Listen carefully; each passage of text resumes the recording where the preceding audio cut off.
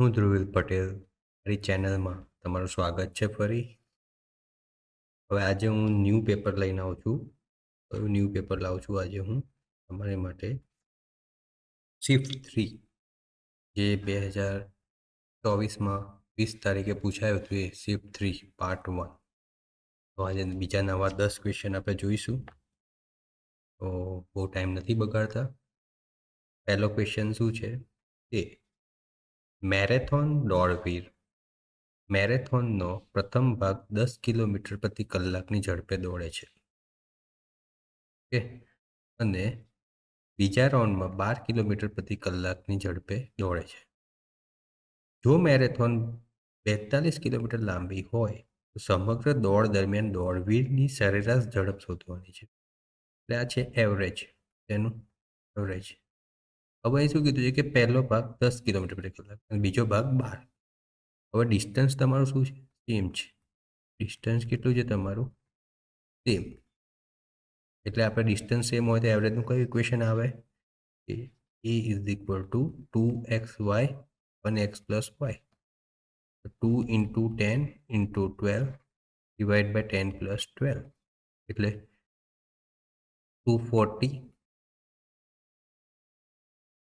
upon 22. તો 240 divide by 22 કર દો તો 1 જે 22, વચ્ચે કેટલા 20, 0 બધા 200 થયો. તો શું થઈ જાય તમારું?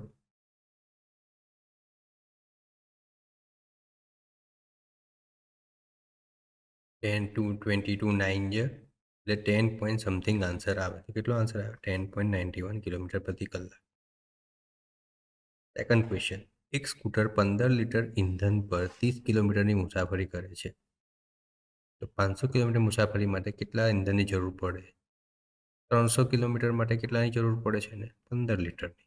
તો 500 માટે કેટલાની જરૂર પડે? લોજિક છે, કશું કરવાનું નથી. 15 ગુણ્યા 500 ભાગ્યા 300, 2 મિનિટ લાગ્યા, 3 5 છે 15, એટલે વધારાને 25 લીટરની જરૂર પડશે ને, એટલે આવી ગયો 25 લીટર. થર્ડ, એનો પગાર 15% વધ્યો છે અને 10% ઘટ્યો છે. જો અંતિમ પગાર 20,700 તો મૂળ પગાર કેટલો હતો?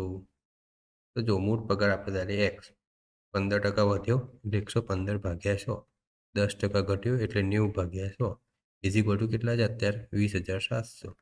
તો હવે આપણે એક્સ ઇઝ ઇક્વલ ટુ આમ કહી શકીએ 20,700 ગુણ્યા 10,000 ભાગ્યા 115 ગુણ્યા 90, બરાબર. તો જો એક્સ ઇઝ ઇક્વલ ટુ શું થાય કે 20,700 ગુણ્યા 10,000 ભાગ્યા 115 ગુણ્યા 90, એટલે કેટલા થયા? તો 115 ગુણ્યા 9 કરો, 9 5 છે 45, 5 4 9 છે 9 13, 1 9 છે 9 10, એટલે 10350 થયો. આ 0 0 ઉડી ગયા. હવે 207 ગુણ્યા 5 કરો તો 1035 આવે. તો આ કેટલો થયો? 1000, બરાબર. 207 ગુણ્યા 100, અરે 207 ગુણ્યા 100 આવે તો કેટલા આન્સર થયો? 5 ગુણ્યા 20, તો 20 ગુણ્યા 1000 એટલે કેટલા થયા? 20,000 થયા. આપણો આન્સર આવે 20,000. ઇઝી મેથડ છે ડિસ્કાઉન્ટની. હવે નીચેની પદાવલીનું સાદું રૂપ આપો. X plus y whole square minus x minus y whole square. હવે આમાં કશું છે નહીં, સાદું રૂપ જ આપવાનું. એક્સ સ્ક્વેર વત્તા 2xy વત્તા y square minus x square plus 2xy plus minus y square. તો વાય સ્ક્વેર એક્સ સ્ક્વેર ઉડી ગયા, તો રહ્યા કેટલા? 4xy રહ્યા. આન્સર આવ્યો 4xy. ઇઝી હતું. હવે આવ્યો પાંચમો ક્વેશ્ચન. શું કહે છે? 4 મિત્રો એક્સ વાય ઝેડ અને ડબલ્યુ એક પ્રોજેક્ટમાં રોકાણ કરે છે, બરાબર. કેટલું રોકાણ કરે છે? એક્સ 5,000નું, વાય 10,000નું, ઝેડ 15,000નું અને ડબલ્યુ 20,000નું રોકાણ કરે છે. જો પ્રોજેક્ટ 30,000નો નફો કમાય છે તો રોકાણકારોમાં તેમના રોકાણના પ્રમાણ અનુસાર વેચવામાં આવે છે. એક્સ નફાનો તેનો હિસ્સો મેળવે છે અને તેનો એક ભાગ ભાડા પર ખર્ચવાનું નક્કી કરે છે. અને ભાડું કયા ગુણોત્તરમાં છે? 2:3માં. ભાડું અને બાકીનું ફંડ. તો ખર્ચની આ પેટર્ન જોતા તો તેનું ભાડું ચૂકવ્યા પછી એક્સ પાસે કેટલા હશે? તો પહેલાં તો કરો એક્સ કેટલા? 5,000. જેમ 10,000 વાય, જેમ 15,000 ઝેડ અને 20,000 ડબલ્યુ. તો આ 3 મીંડા ઉડી જશે પાછળના. તો બચ્ચા કેટલા આપણી પાસે? 5, 10, 15 ને 20. હજી થશે કોમન. શું કોમન થશે? 1:2:3:4. તો ટોટલ કેટલા આવ્યા? 3 ને 4 7 10 આવ્યા. કેટલું પ્રોજેક્ટમાં 3,000નો નફો થયો છે? 30,000નો નફો થયો. 30,000 ભાગ્યા 10 કરો તો 3,000 થયા. તમે 3,000 તમારો આન્સર મળ્યો. બરાબર. હવે આમાં શું છે? એક્સનો નફો. તો એક્સ કેટલો છે? 1. તો 1 એ 3,000 થયા. હવે 2:3ના ગુણોત્તરમાં ભાડું આપે છે. તો બરાબર. તો 2:3. તો 2 + 3 કેટલા થયા? 5 થયા. તો 2/5 × 3,000 તો કેટલો થયો? 600. એટલે 1,200 રૂપિયા એવો શું આપે છે? ભાડું આપે છે. તો 1,200 રૂપિયા ભાડું આપે તો 3,000માંથી 1,200 જાય તો કેટલા રહે એની પાસે? એટલે 1,800 રૂપિયા બાકી રહે છે. તો તમારો 1,800 રૂપિયા અહીંયા આગળ વેલ્યુ આવે. જો અહીંયા આગળ તમને પૂછ્યું કે ભાડું કેટલું આવે તો 1,200 અને બાકી પૂછ્યું તો 1,800. હવે આ છઠ્ઠો ક્વેશ્ચન. એ શું કહે છે? એક લેન્ડસ્કેપર 2 લંબચોરસ ફૂલના ક્યારાને જોડવાનું આયોજન કરી રહ્યો છે. તો 2 લંબચોરસ ક્યારો છે. એક ફૂલના ક્યારાના પરિમાણો 4z + 5 મીટર અને 4z - 5 મીટરની લંબાઈ છે. એટલે એકની લંબાઈ છે 4z + 5 અને બીજાની લંબાઈ છે 4z - 5. ઓકે. અને ડબલ્યુ મીટરની પહોળાઈ છે. એટલે ડબલ્યુ પહોળાઈ થઈ બંનેની. એક અચળ પહોળાઈ દ્વારા આપવામાં આવે છે. બંનેની સરખી એમ. જ્યાં ઝેડ મીટરમાં ચલની લંબાઈ દર્શાવે છે. જો તે તેમને તેમની પહોળાઈની સાથે સાથે જોડે તો કઈ પ્રસ્તુતિ ચોરસ મીટરમાં નવા લંબચોરસ ક્યારાનું કુલ ક્ષેત્રફળ દર્શાવે છે? તો 2 પહોળાઈને જોડી દો. તો આને આમ જોડી દઈએ. તો આ પહોળાઈ આખી થઈ ગઈ. તો શું થયું? 4z + 5 વત્તા 4z - 5ની લંબાઈ થઈ. તો 5 ઉડી ગયા. તો ટોટલ લંબાઈ કેટલી થઈ? 8z. હવે આપણને શું માગ્યું છે? ક્ષેત્રફળ એટલે એરિયા. તો એરિયા = શું થાય લંબચોરસનું? તો એરિયા = L × B. તો શું થયું? 8z × W. તો આન્સર આવ્યો તમારો 8zW. આ એનો આન્સર તમારો. એ કશું નથી. ચલો 7મો ક્વેશ્ચન. એક દુકાન દરેક નોટબુક 20ના ભાવે અને દરેક પેન 10ના ભાવે વેચે છે. ગ્રાહક 220માં કુલ 15 વસ્તુઓ ખરીદે છે. તો ગ્રાહકે કેટલી નોટબુક ખરીદી હશે? શું કહે છે? એક નોટબુકની કિંમત શું છે? 1 નોટબુકની 20 રૂપીસ છે અને 1 પેનની 10 રૂપીસ છે. હવે 220 રૂપિયામાં એ 15 વસ્તુ ખરીદે છે. બરાબર. તો નોટબુકની કિંમત કેટલી? હવે હું તમને કહું કે આ ઓપ્શન આપ્યો હશે તો ઓપ્શન બધા નોટબુક જ હશે. તો આપણે પહેલાં તો 15 વસ્તુ થવી જોઈએ. ઓકે. તો સપોઝ કે આપણે ઓપ્શનથી જઈએ. સપોઝ કે 7 નોટબુક ખરીદે છે. તો 7 × 20 કરીએ તો કેટલો આન્સર આવ્યો? 140 આવ્યો. તો 220માંથી બચ્યા કેટલા? 220માંથી 140 જવા દો તો 80 બચ્યા. તો 80 એટલે 8 પેન થઈ. 8 × 10 એટલે 80. તો આ 220 થાય છે અને આ બે 15 થાય છે. તો થઈ ગઈ ને 15 વસ્તુ 220 રૂપિયા. એટલે એને 7 નોટબુક ખરીદી હશે. એટલે આન્સર આપણો સાચો. તમે વેરીફાઈ કરો તો બીજું જોઈ લો. તો 6 × 20 કરો તો કેટલા થાય? 120. બચ્યા કેટલા? 10 વધ્યા. કેટલા? 120. બરાબર. તો 220માંથી 120 તો 100 વધ્યા. તો કેટલી? 10 પેન ખરીદી હોય તો 16 થઈ છે ને. એટલે આ ખોટો થયો. તો એ રીતે તમે ઓપ્શન પરથી જઈ શકો. અમુક વસ્તુમાં લોજિક વાપરી લેવું. જેવું આ હતું એમ. ખબર પડી ગઈ તમને? હવે 8મો ક્વેશ્ચન. એક 200 મીટર લંબી ટ્રેન વિરુદ્ધ દિશામાં દોડતી 400 મીટર લાંબી ટ્રેનને 12 સેકન્ડમાં પસાર કરી દે છે. જો ટૂંકી ટ્રેનની ઝડપ 30 કિલોમીટર પ્રતિ કલાક હોય તો લાંબી ટ્રેનની ઝડપ કેટલી હશે? આ ક્વેશ્ચન ટાઈમ, સ્પીડ એન્ડ ડિસ્ટન્સનો છે. ટાઈમ, સ્પીડ એન્ડ ડિસ્ટન્સમાં શું થાય? જો આપણને D = T × S, S = D/T. બરાબર. તો ડિસ્ટન્સ આપણું શું થઈ ગયું?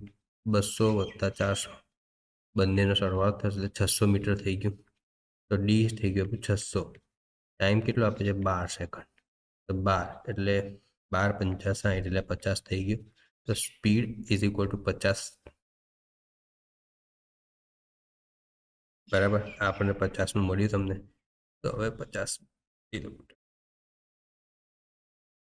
કે હવે આપણને શું કીધું છે, જો ટૂંકી ટ્રેનની ઝડપ, તો હવે S1 હવે બે એકબીજાની વિરુદ્ધ દિશામાં જાય છે. વિરુદ્ધ દિશામાં જાય તો S1 પ્લસ S2 એ એકબીજાની સામેની દિશામાં આવતી હોય, એક જ દિશામાં હોય તો માઇનસ થાય, પણ વિરુદ્ધ દિશામાં જાય છે એટલે શું થાય? S1 પ્લસ S2 થાય છે.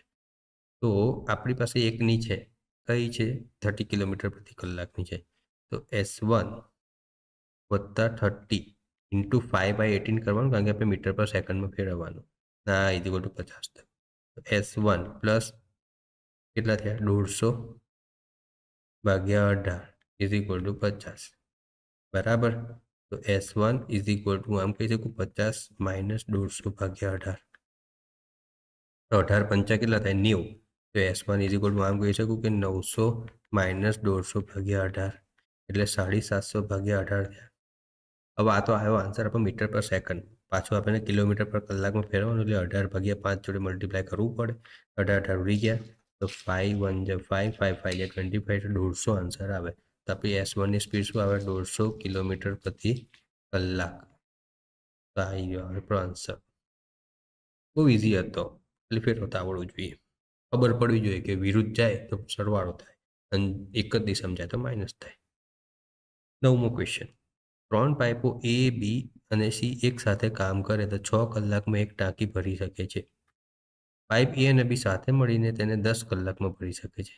પાઇપ C એ ટાંકીને એકલી ભરવામાં કેટલો સમય લગાડશે? તો જો A plus B plus C is equal two શું કીધું? 6 અને A પ્લસ B 10 કલાક. તો આનો લસા લઈ લઈએ પહેલાં. લસા શું આવશે તમારો? 30નો. તો 6 પંચા 30 ને 10 તારી 30.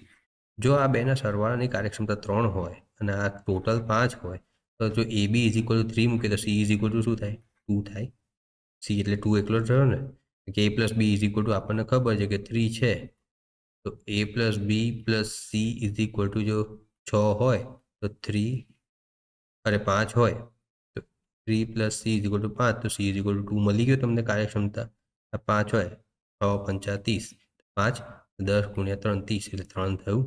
બરાબર. તો હવે આમાં C એટલે શું? 30 ભાગ્યા 2 એટલે 15 મળી ગયો આપણને C ઇઝ ઇક્વલ ટુ. તો Cની કાર્યક્ષમતા કેટલી? 15 કલાક લાગે Cને.